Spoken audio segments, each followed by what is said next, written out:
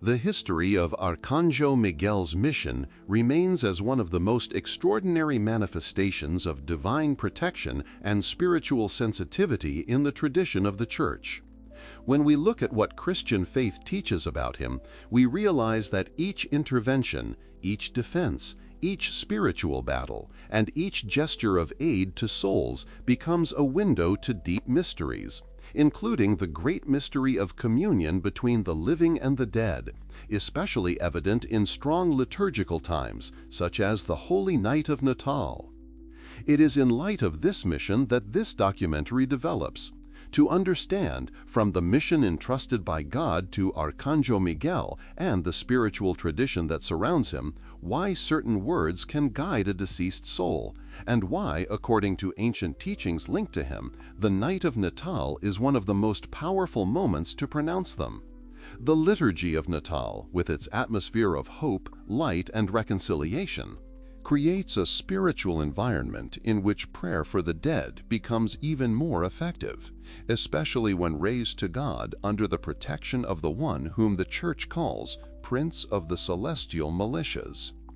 Saints and mystics repeat that, on certain nights, a simple supplication like, "Eternal rest give them, Lord, and may perpetual light shine upon them," pronounced with faith, can be perceived by a soul as a sudden flash in the midst of its purification.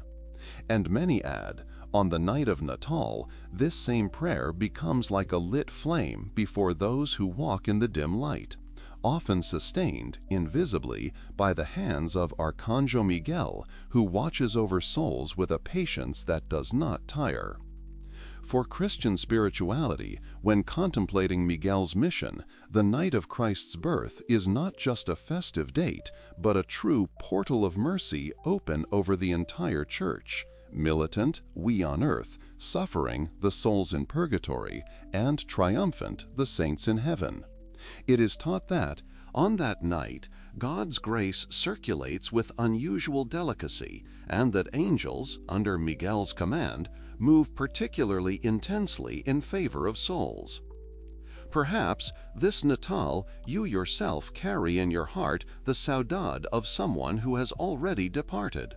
It is precisely there that Miguel's mission touches your story. Before we delve into the words that Miguel inspires us to repeat, we need to revisit who he is before God and what his mission is with souls. Archangel Miguel's mission and the moment of death. Scripture presents Archangel Miguel as the one who fights evil and defends God's people. Tradition, however, adds a touching detail. He is not just a warrior, but also a guardian at the hour of death, an angel who accompanies the soul at the moment it leaves this life and enters before God's judgment. Imagine the room of an ill person at dawn. The low lights, the heavy silence, the tired breathing indicating that the end is near. Perhaps the family, exhausted. The text sleeps in chairs beside the bed. No one sees, but the faith of the Church contemplates there the presence of an angel, a serene, silent light approaching the soul about to depart. Many devotees recognize in this presence the action of San Miguel, sustaining faith in this last act of surrender. After death, spiritual tradition describes the soul being led by an angel of light who presents it before God. In many representations, it is Miguel who holds this soul and protects it, warding off the enemy's snares and giving the soul the courage to look at the truth. For heaven, this is not extraordinary. It is part of God's routine of mercy, in which Miguel enters and exits as a faithful servant. It is in light of this mission that the words you pronounce for someone who has already departed begin to make sense. They are not just phrases loose in the wind. They are supplications that, according to faith, Miguel gathers like small sparks and presents to God on behalf of souls. Communion of Saints, when your voice reaches purgatory. The doctrine of the communion of saints affirms that living and dead are not separated. All belong to the same mystical body of Christ. Charity transcends the barrier of death, and our words can reach where our body cannot go. Angels clearly see the bonds that connect earth, purgatory, and heaven. San Miguel, as Prince of the Celestial Church, contemplates in a single glance reunited families, souls in purification and saints in glory, united by the same grace. On Natal, this communion becomes especially palpable. It is the night when heaven leans over earth, when the Word becomes flesh, when angels again draw near to humanity. Prayer for the dead on this night does not have magical weight, but is enveloped by a unique spiritual climate. The entire Church, united with the Child God, radiates a special light upon the souls that are still purifying themselves. Imagine the scene: a family at Misa do Gallo. On the bench, a mother holds a rosary. Someone keeps a folded photo inside their missal, a memory of a deceased father or child. Perhaps you see yourself there, also carrying a name in your heart. In the silence of the consecration, someone whispers, "Eternal rest give him, Lord, and may perpetual light shine upon him." To the person next to them, it's just a whisper. But in the mystery of the communion of saints, this supplication is raised, sustained by angels, and San Miguel presents it before God. For a soul in purification, it can be like a ray of light opening in the midst of the dimness. It is here that the insistence of the spirituality linked to San Miguel arises. There are words that, repeated with faith, can be true paths of light for souls, especially on the night when the light came into the world. Purgatory, fire of love and need for guidance. The Church speaks of purgatory not as a blind punishment, but as a space of mercy where the soul is purified to see God face to face. God's love acts like fire, not to destroy, but to transform. The soul suffers, yes, but it is the suffering of one who knows they are approaching fullness. They suffer with pain, but with certainty of salvation. San Miguel contemplates this path with deep respect. Tradition presents him as a defender of God's people, even beyond death, protecting souls from final temptation, from despair, from the lie that tries to extinguish hope. It is as if he approaches these souls and, without removing the fire of purification, holds their hands so that they do not turn their gaze from God's promise. Our prayers, offered in union with the angels, become like drops of water upon a thirsty soul. And Miguel, who knows the intensity of this fire, rejoices every time a soul receives a little more comfort because someone on earth remembered to pronounce a supplication. When we introduce Natal into this scenario, everything intensifies. The night of Natal is the feast of hope. The child God is born for everyone, also for the deceased. The angels, who announced Christ's birth to the shepherds, spiritually continue to announce this joy in the regions of purification. Therefore, according to the tradition linked to San Miguel, a word spoken on Natal has a special spiritual weight. When you, in silence, pray for a soul, it is as if the Prince of Angels himself places that supplication in his hands of light and carries it to her, transforming your prayer into a lit path before that soul. The first word of light, eternal rest. Among all prayers for the dead, the Church cherishes the eternal rest with special affection. It is a brief but complete supplication. It asks for rest and light. Eternal rest give them, Lord, and may perpetual light shine upon them. On Natal, this prayer acquires a particular brilliance. Christ's birth is the entrance of light into the world. By praying the eternal rest, you are, in a way, the text asking that the light of the child God, the light that shone in the Presepio, that guided the shepherds and illuminated the Magi, also illuminate the soul for whom you pray. Mystical tradition affirms that, at midnight of Misa do Gallo, or during the celebrations of the Nativity, the angels, led by San Miguel, collect these words and carry them to the souls in purification. For them, the prayer does not sound like a distant murmur, but like a soft flame lit before them. It may be that, this Natal, a soul expects exactly this from you, a simple phrase, spoken with love, which Miguel will carry to her as one who lights a small lamp in the midst of the darkness. The soul in purgatory needs light. It is saved, but still walks towards a glory so intense that, for now, it cannot yet fully bear it. The eternal rest prayer, especially on Natal, becomes a flash of direction and hope presented by San Miguel before God. The Santo Rosario. Maria descends. The text Miguel guards. Another very powerful weapon on behalf of souls is the Santo Rosario. The Church deeply trusts in Maria's intercession and has always taught that she does not abandon any of her children after death. On the contrary, she fights for them with tenderness and firmness. On Natal, this maternity of Maria is revealed in a special way. The feast that celebrates the birth of the Son is also the feast of the maternal heart that brought him into the world. Praying the Santo Rosario on Natal night for a deceased soul is like inviting that soul to approach the presepio, letting the light of the child Jesus fall upon it. Imagine yourself kneeling before a simple presepio at home. The lights on, the house silent, perhaps a little saudade tightening your heart.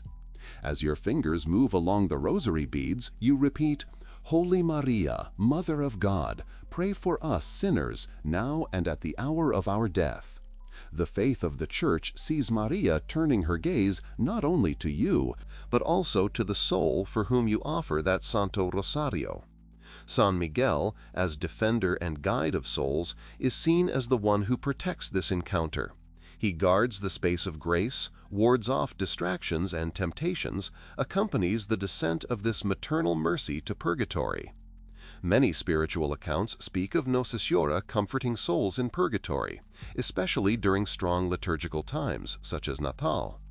Dedicating a Santo Rosario for a soul, or for many, is one of the most beautiful forms of charity you can live on that night. And Miguel, who contemplates Maria's love for souls, becomes your ally in this intercession. The Natal Mass, when Miguel surrounds the altar. Among all forms of suffrage, Catholic faith does not hesitate to point to the Holy Mass as the most powerful. In it, Christ's sacrifice becomes present, and the infinite merits of the Passion are applied to souls. In the Natal Mass, the text "This reality" takes on a unique tone of tenderness. The same Christ who one day will die on the cross presents himself to us as a child, wrapped in fragility, lying in a manger. Spiritual tradition likes to imagine the angels, under the leadership of San Miguel, surrounding the altar with profound adoration during the consecration. When a Mass is offered for a deceased soul on Natal, the force of the incarnation and redemption is found there, pouring light upon it. It is as if Christ child and Christ crucified, so to speak, embrace at that moment for the benefit of that soul. Miguel contemplates this mystery as a soldier who kneels before his king and presents the intentions brought by the faithful. Perhaps you have already written a name on a piece of paper, kept in your heart, taken to Mass. Upon hearing the priest say, "Remember, O Father, your children," you can, in silence, offer that soul. The faith of the Church affirms, at that instant something happens in purgatory. A light lights up more strongly, a hope becomes more alive. And San Miguel, servant of God, participates in this movement, approaching the soul as if whispering, "Someone prayed for you tonight." If you can have a Mass celebrated on Natal for a soul, or at least offer the Mass you attend with that intention, you will be giving one of the most precious gifts that heaven knows. The angels hasten to take this gift to souls, and Miguel, as Prince of the Celestial Militias, presents it with reverence to the throne of God. Small words, great power. Jaculatorias in Miguel's hands.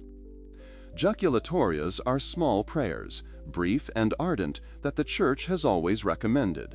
Simple phrases that fit into the interval of a breath, but that carry great spiritual weight. Among them, two stand out when we speak of souls and of Natal. Jesus, Maria, and Jose assist the souls in purgatory. Through the wounds of Jesus Christ, have mercy on the souls in purgatory. On the night when the Sagrada Familia is contemplated with so much love, To say, Jesus, Maria, and Jose assist the souls in purgatory is like placing these souls spiritually inside the house of Nazaré, under the protection of those who know pain, poverty, persecution, and fidelity to the end. Spiritual tradition imagines the angels, and especially San Miguel, carrying these words to the most needy souls, like arrows of light that quickly pierce the darkness. At the same time, invoking the wounds of Christ on Natal is to unite the Presepio to Calvario, to remember that that child came into the world to, one day, shed his blood for us. To say, through the wounds of Jesus Christ, have mercy on the souls in purgatory, is to ask that the fruit of this sacrifice be applied in a special way to those souls. You can repeat these jaculatorias in very simple moments. When you hear the church bells, while lighting a candle, before supper, looking at the starry sky on Natal night. These are words that almost no one notices, but which, according to faith, do not go unnoticed by the angels, and Miguel gathers them with joy, knowing that every act of love opens space for more mercy. Communion, when you bring Christ to a soul. Eucharistic communion is one of the most intimate gestures of Christian life. Receiving Jesus in the consecrated host is to welcome God Himself into the heart. The Church teaches that you can offer this communion for someone, and not only for the living, but also for the deceased. On Natal, this takes on a special beauty. The body received is the same body that one day lay in the manger, the same body that will be given up on the cross. By communing in the Natal Mass and saying in silence, "Lord, I receive you today also for this soul," you are asking that the fruits of communion reach someone who can no longer commune for themselves. Spiritual masters say that, when we do this with faith, a flame of light lights up before the soul. It perceives that someone on earth remembered it and entrusted it to divine mercy. The angels contemplate this gesture with respect, and San Miguel, who serves the Christ present in the Eucharistia, joyfully accompanies this offering, as if accompanying Christ Himself going to meet that soul. You can do this in a very simple way. Before communion, pronounce in your heart the name of the person for whom you wish to offer that moment. On Natal night, this small intention becomes a valuable gift, a link between the Presepio, the altar, and purgatory, and San Miguel becomes a witness to this hidden gesture between you and God. Indulgences and penance, applied merits, kept sacrifices. The Church also speaks of indulgences, a spiritual treasure composed of the merits of Christ, the Virgin Maria, and the saints, which can be applied to souls. To obtain an indulgence, specific dispositions are requested: state of grace, confession, communion, prayer for the Pope's intentions. Detachment from any sin. It is not an easy shortcut, but a serious expression of conversion. When an indulgence is offered for a deceased soul, faith teaches that it can receive great relief and even be immediately introduced into the vision of God, if nothing else prevents it. Angels are seen as silent servants of this mystery. They bring to souls the fruit of these works. San Miguel, as celestial prince, contemplates the application of these merits with joy, like a general who sees his soldiers being liberated, and, in particular, rejoices when he sees you, perhaps discreetly, offer an indulgence for someone you love. Alongside indulgences, there are personal sacrifices, the small penances you can offer out of love: a fast, a renunciation, a gesture of patience, a costly forgiveness. On Natal, these small offerings gain a special flavor because they unite with the poverty of the Presepio, with the humility of the God who made Himself small. Perhaps this Natal, the text is called to silently bear a pain, to accept an adversity, to give up something you like, to endure the saudade of someone.